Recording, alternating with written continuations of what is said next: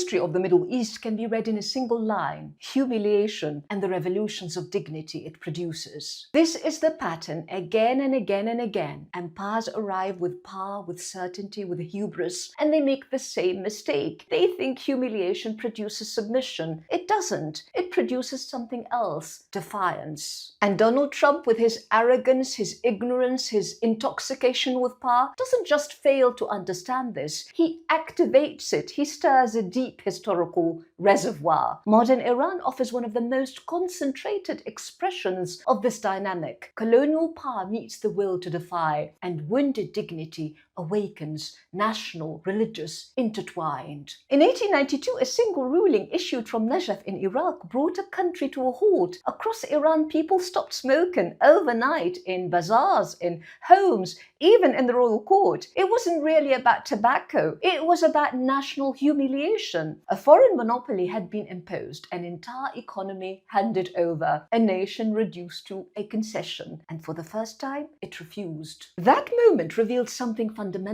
A people bound by violated dignity can bring a system to its knees. By 1906, refusal became structure. The constitutional revolution, the Mashrute revolution, one of the earliest demands for accountable government in the modern Middle East. A parliament, a constitution, resistance becoming politics. Then came Mohammad Mossadegh. He nationalized Iran's oil. For a brief moment, sovereignty seemed possible. Then came the coup, the US, Britain, and the message was clear: independence would not be tolerated. So by 1979, the explosion was not sudden. It was accumulated history, humiliation, interference, subordination, again and again. The Islamic Revolution was not an anomaly. It was a consequence. To dismiss it as crazy mullahs is not analysis. It is historical illiteracy. And Iran was not alone. Across the region, the same pattern repeats. Humiliation doesn't produce obedience.